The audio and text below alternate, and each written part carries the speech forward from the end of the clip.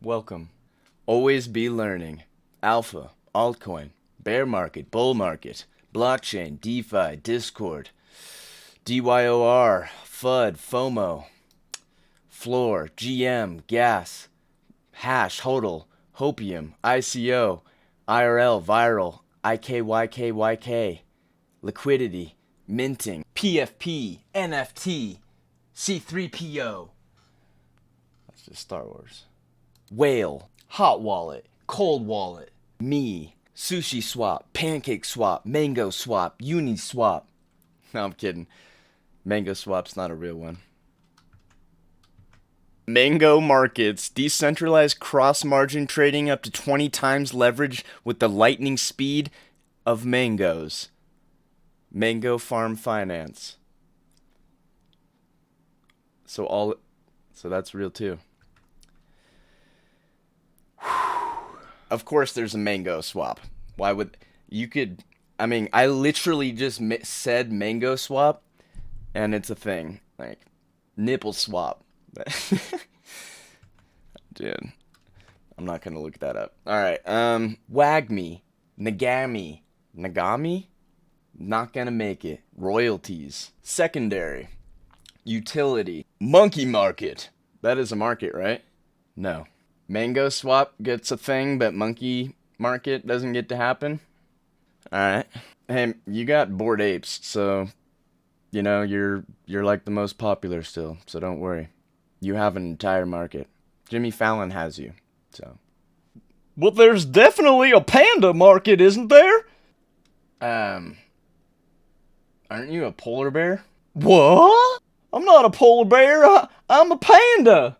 And if you were a panda, you have pudgy pandas. But Panda coin coming 2022. For all you looking out to create a new coin, Panda coin, help my polar bear identifying as a panda a coin and would love to be your mascot. So I'll intermediate. So today I'm going to go through what these words mean and demystify the lingo of crypto and make getting into the space and navigating it, understanding it, having a broader knowledge and word base is always useful and will help you get along really quickly and not have to struggle along trying to figure out what foreign language everyone was speaking when I first got into this space. So let's get into some words and GM to you wherever you're at. Let's go. Or LFG. Yeah. Well, I can't figure out my camera right now, so we're just going to do this really up close and personal. Hello. Let me start off alphabetically. So, ABL, Always Be Learning. That's what that stands for. Alpha is finding out information that not many people know about emerging NFTs, NFT projects, or crypto coins, that are coming up. When I first got into it, no one knew about Wax, and still not that many people do. So that's kind of an alpha because it has a high probability for success and profit. So that's what makes something alpha. This camera is being wild. All right. Altcoin. An altcoin is anything other than Bitcoin. So Ethereum is altcoin technically. So everything that's an easy one. But what is a bear market? What is a bull market? Camera, stop following me. So a bear market, imagine a bear and a bear swipes down and it swipes you down when it attacks it with a paw. It's a great big bear paw. And that's what a bear market is. A bull market comes running at you with the horns. It's running. And sound effect. So yeah, that's the bull market because the prices go up. When the bull market, the bull is going to come in and hit crypto in its flag waving rear and skyrocket the price of NFTs. So a bear market is the opposite, and the market is going down.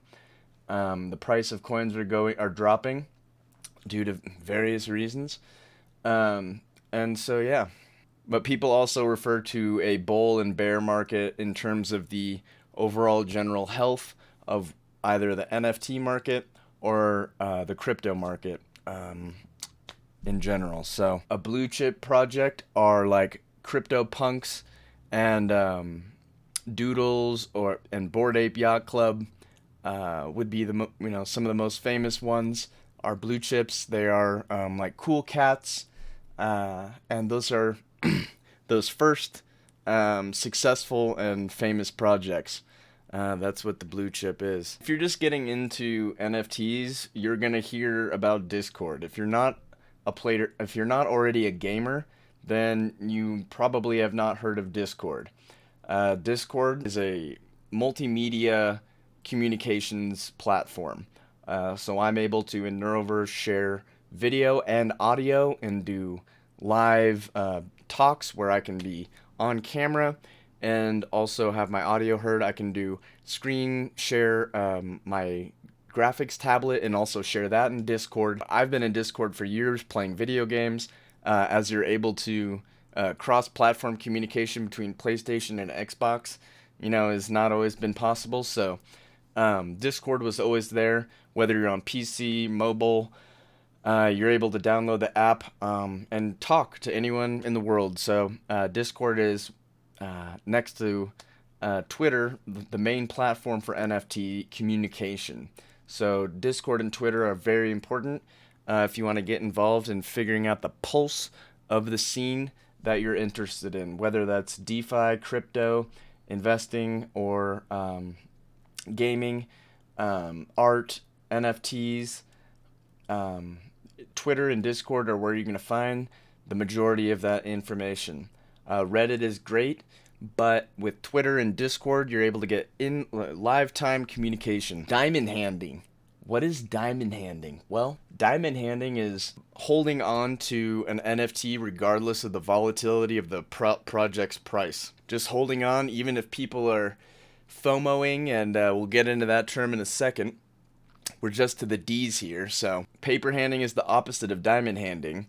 Paper handing is when there's volatility in that project and you sell your NFT right away. People start selling below the floor, and we'll get to floor in a second, realizing why, how important this video is. As I start to explain things to you, you need the rest of the words to figure out what I'm trying to say.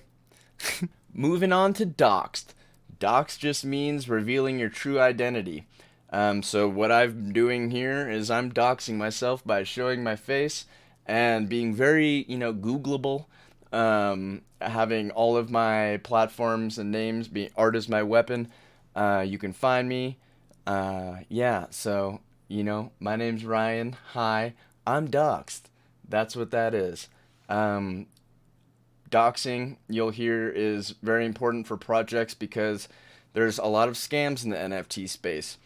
And not showing your true identity in the real world allows you to scam people.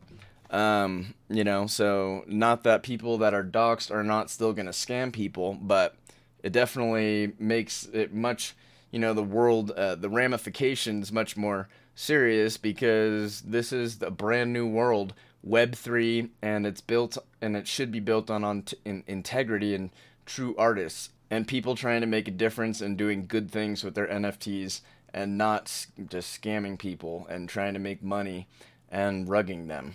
We'll get into rugging soon. We're only just a D. Alright? DYOR. One of my favorite terms. Do your own research. Okay? DYOR. That's one of the most important terms that you'll hear in this bit. So, yeah. Moving on to F. FUD is fear, uncertainty, and doubt.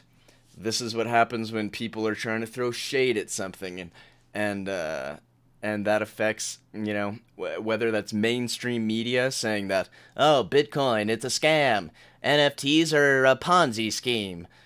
Today's paper Crypto, the new, that's what FUD is, fear, uncertainty, doubt amongst men, so, yeah, be careful with do your own research so you don't FUD people, all right? Moving on with F, we've got FOMO. FOMO is, of course, fear of missing out. Fear of missing out is what caused me to buy my first NFT, and it was a rug. We're not to rug, but maybe contextually you can figure it out. Just pull the rug from one's feet, thinking that the project is going to be successful, when all the while the creators of the collection have ill intentions and abandoned ship. Not cool. FOMO, it's a real thing, and because of how fast the space moves, you can see something and listen to other people. The power of suggestion is so strong.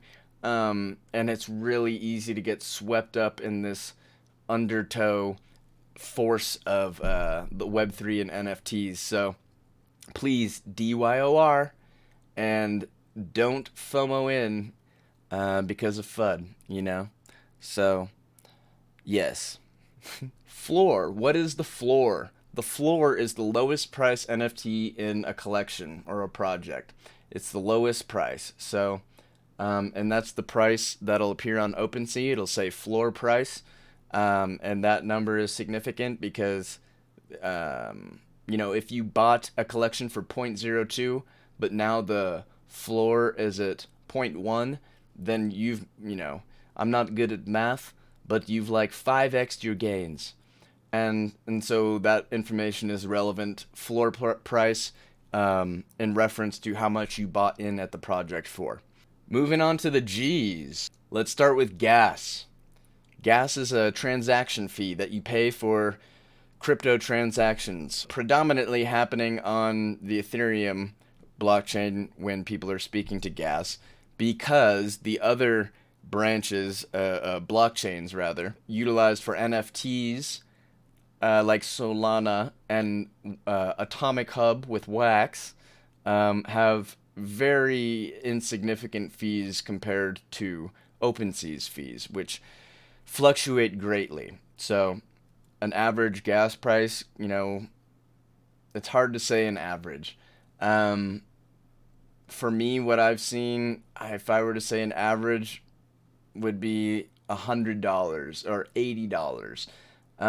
Yeah, you can get $60 gas fees, but you can also get $160 in the same few minutes. So gas is one of those things that you just kind of get a better sense of from hearing about other people. But these things are going to be changing with the Layer 2 network and Polygon. I've been able to mint all of my NFTs on Polygon using less than one Matic for 7 months.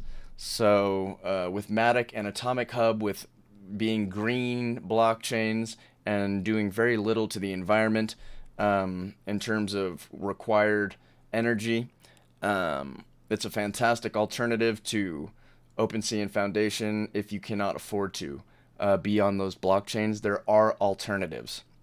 OpenSea is my favorite, but yeah, there are alternatives. GM's just good morning. That one's pretty simple. Ooh, we are moving on to H. HODL.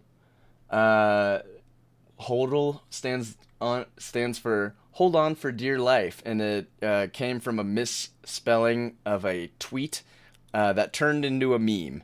So HODL means, and it was a misspelling of hold. So, hold on for dear life. That's HODL. I own our HODL.io, for example. I forgot about hash. Hash is the series of letters and numbers that is your crypto wallet ID. So your public address key is a hash. It's a series of letters and numbers, and that's all that is. Hopium, there's hopium. Don't get high on hope, and inflate things and be hyperbolic. Do DYOR. Calm down. When in doubt, zoom out. Yeah. Moving on to ICO. How about that? ICO is an initial coin offering. That's when you get the first ability to buy a coin when it's introduced to the public. So it's a private public purchase of a coin. So I am in an ICO for a play to earn game.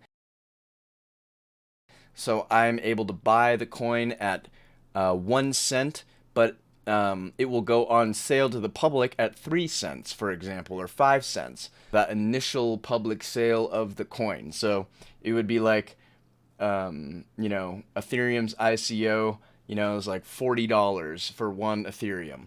For the first public, I don't know what it was, but yeah. So, but now it's several $1,000s. So it's just that ability to get things first. Viral. IRL. It's just a virtual in real life object. So it's an NFT that represents a physical object. So the Power Rangers, for example, have those on Atomic Hub. They have the physical Power Ranger toy replica of the Transformer Power Ranger guy. And as an NFT. So you have the NFT, which gives you your physical collectible. So that's a viral. Or it can be a wearable.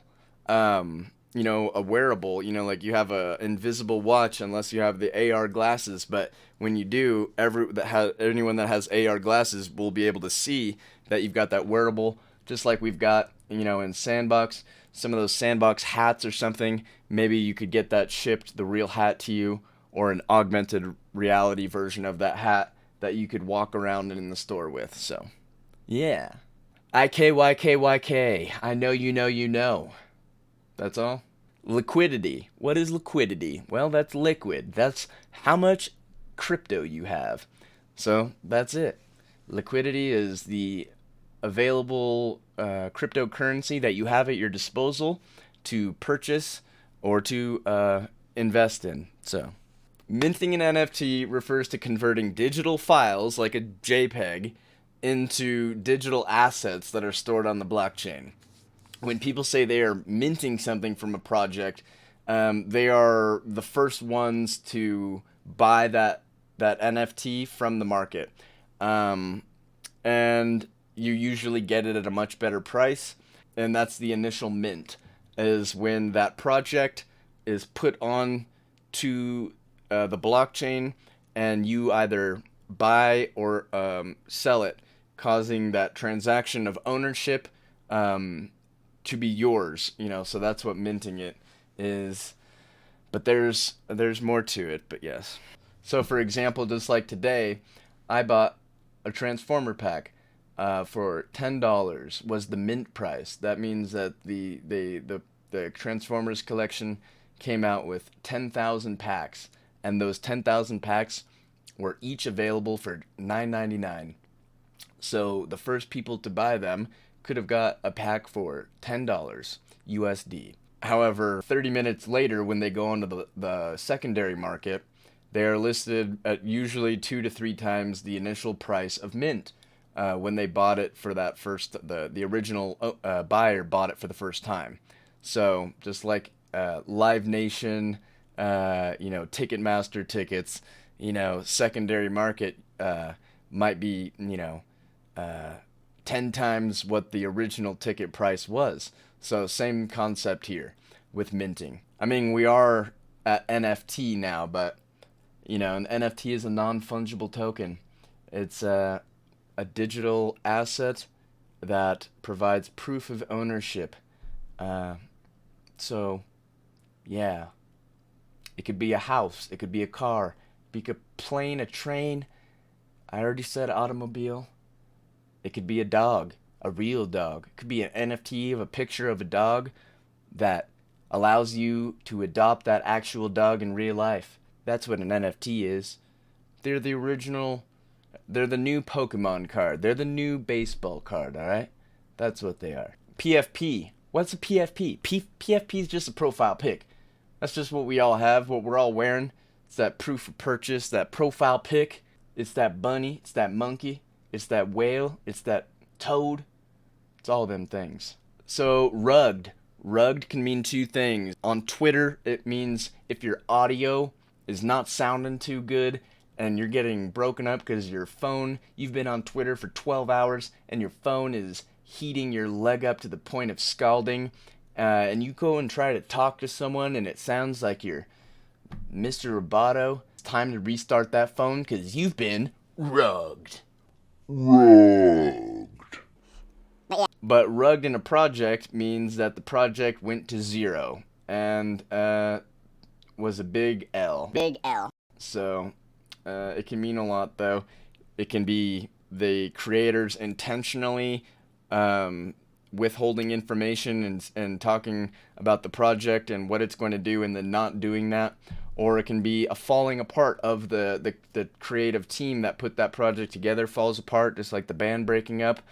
And then that project gets rugged and the buyers are the ones who suffer. So, yeah, that can happen and does happen. And I've been rugged. It can happen to the best of us. One thing you've got to know for sure if you're an artist getting into NFTs is royalties. Unlike any other time in the world, NFTs offer the ability to the artist to get paid every time that piece of work is sold.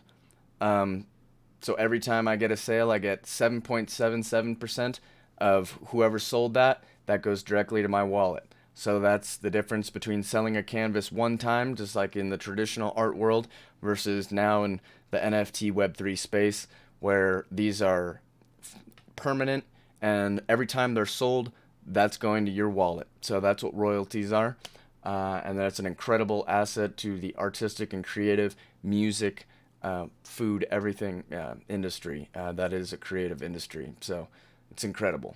Buying on secondary is anyone who's not the original buyer from that mint. You have to go to secondary. It can also refer to how much total volume is sold after the original mint from peer to peer. So both of those numbers for secondary are important. Buying on secondary mostly refers to buying after the project has been minted out. I mentioned shitcoin, so do your own research on everything, because I am not a financial advisor, and I don't even know anything about money really anyway, so don't ask me. But utility is super important in differentiating this next generation of NFTs from the first, where the first were just beautiful, art or pixelated art in CryptoPunks, where they can reflect traits of an individual person, so it's cool. And the Bored Apes are, art. However, the Bored Apes are starting to add utility to just go beyond just a JPEG or a piece of art. So utility is allowing access to an art class like I do in Neuroverse, or a music making class if for Food is My Weapon, you can get a one-on-one cooking class for buying a Food is My Weapon NFT, or a sauce and a live video session where we'll go through and make that sauce together. That's utility. Utility would be providing wearables, anything beyond the original value of just the aesthetic of and the ownership of a piece of art in an NFT. So it can be classes, it can be so many things. Unlockable content, doing for poetry. If they buy the poem, then they get an unlockable piece of content with you reciting that poem in a staged way or just one-on-one. So those are some examples of utility.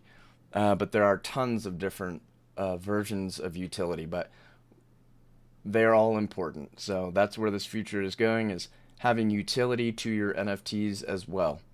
Dang, we're getting close to the end here. We're at WAGMI. WAGMI, Nagami, yeah, we're all gonna make it. WAGMI, WAGMI. And NGMI, the not so nice one, not gonna make it. But yeah, WAGMI. Ooh, we're in the wallets. So a hot wallet and a cold wallet. What are these? A hot wallet is Phantom, MetaMask, Exodus, any of these mobile apps or PC browser-based wallets are hot wallets because they're connected directly to the internet, whereas a cold wallet is a USB device, a looking device, and you have to physically press the button to unlock your private key. And it only works, when it's plugged into your computer, and so someone would have to physically steal that USB key from you in order to get into your crypto. So, whereas with hot wallets, they are susceptible to attacks and happen all the time. So please be careful, and change your passwords regularly. Do not save your keys on to your browser, and practice safe Web3 security. It is a very serious matter. So, yeah. Especially if you're a whale. A whale is should be pretty easy to figure out. Just anyone that owns a large amount of NFTs in a project, or NFTs in general, or is a large owner of cryptocurrency. That's a whale. What is a white paper? What is a roadmap? White papers and roadmaps are pretty much the same thing. A roadmap is just generally an illustrated version of the white paper. And a white paper is saying what the project plans on doing and the time frame for doing it, and stays transparent with the community, and is able to give a prospective buyer the ability to see the project and what it plans on doing, and if that's something that they want to be a part of. And a roadmap is just an illustrated version of that, so you're able to pictographically see it. So that's cool. And what is a whitelist? A whitelist is the ability to mint,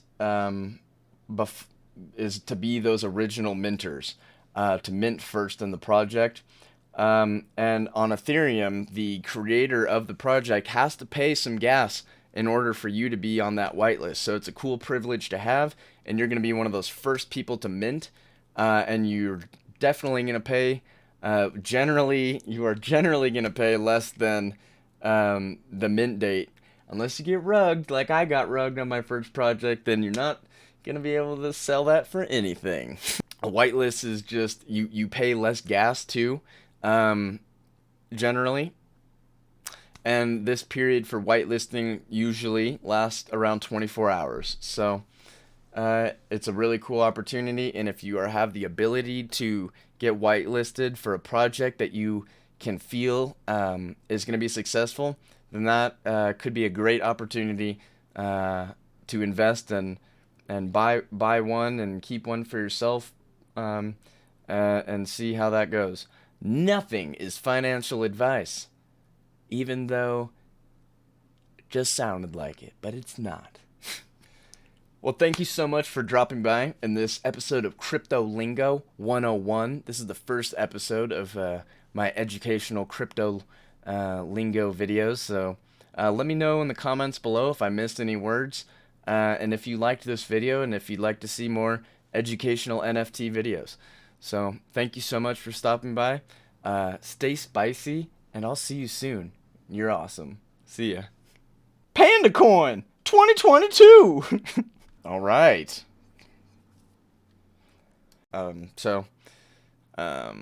Yeah.